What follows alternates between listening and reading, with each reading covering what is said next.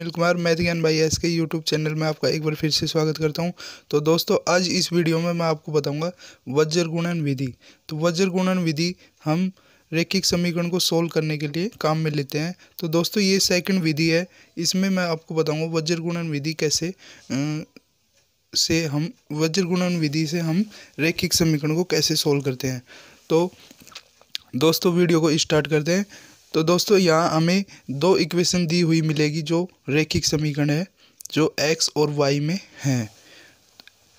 तो दोस्तों, हम क्या करते हैं, वज्र गुणन विधि में हम जो राइट साइड में होता है बराबर के, उसको हम लेफ्ट साइड में लेके आते हैं, बराबर जीरो रखते हैं हम।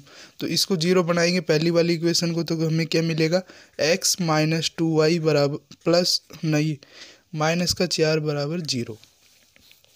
अब सेकंड में क्या करते हैं, 3x प्लस वाई माइनस 6 बराबर जीरो। तो अब ये दोनों इक्वेशन जीरो के बराबर हो गई। अब हम लगाते हैं वज्र गुणन विधि। कैसे, तो इसमें हम क्या करेंगे, ये जो x की गुणांक है ऊपर और नीचे, तो पहली वाली में x का गुणांक क्या है, 1 है, और सेकंड वाली में क्या है, 3 है। तो इनको लिखते हैं 1 और 3। अब y की गुणांक देखते हैं, तो यहाँ क्या है, माइनस का 2 और यहाँ 1, तो माइनस का 2 और 1।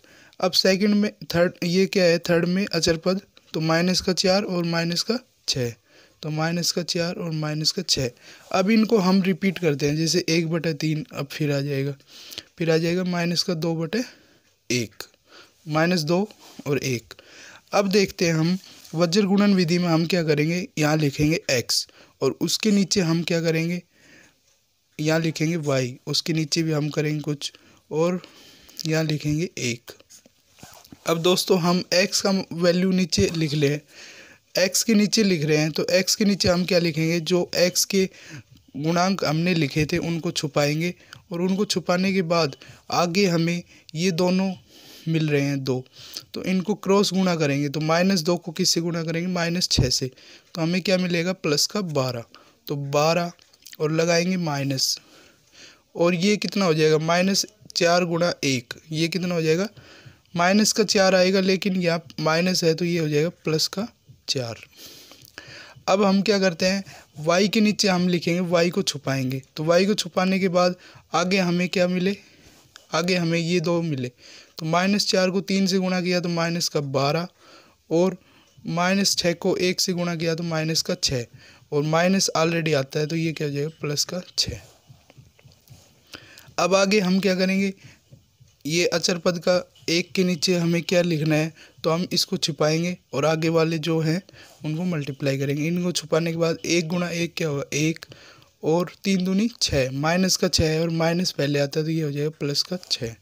तो अब हमें क्या मिल जाता है, x/16 बराबर y/ माइनस का 6 बराबर 1/7। इस प्रकार हमें ये मिल जाता है। अब हम ये x/16 और y/6 माइनस का, ये दोनों 1/7 के बराबर हैं, तो बारी बारी से 1/7 को इसके साथ लिखते हैं, एक बार इसके साथ। तो x/16 बराबर 1/7 है, तो हमें x बराबर क्या मिल जाएगा, 16/7। तो इस प्रकार हमें x बराबर क्या मिल गया, 16/7। अब y को इसके बराबर रखते हैं, तो y बराबर कितना मिल जाएगा, माइनस का 6/7। तो दोस्तों, एक क्वेश्चन और देखते हैं, इससे आपको और अच्छी तरह क्लियर होगा। अब इसी प्रकार अगले क्वेश्चन में दे रखा है x + y बराबर 3 और 3x - 2y बराबर 4।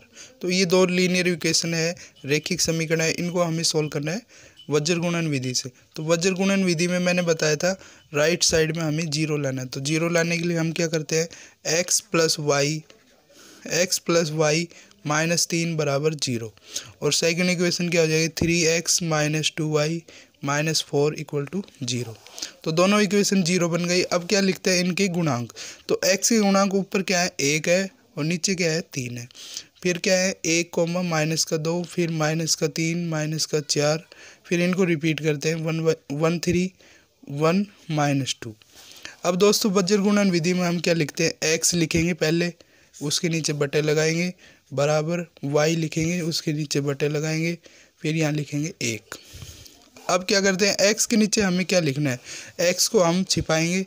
x को छिपाने के बाद हमें ये 2 कॉलम बचे हैं इनको मल्टीप्लाई करेंगे क्रॉस, तो 1 को -4 से किया तो -4 और माइनस लगाते हैं, और -3 को -2 से करते हैं तो +6 मिलेगा। अब क्या करते हैं, y का मान निकालते हैं। y के लिए y को छिपाएंगे, आगे वाले 2 कॉलम है ये और ये, इनको क्रॉस मल्टीप्लाई करेंगे तो -9 और -9 आ जाएगा, और -4 है तो ये हो जाएगा +4।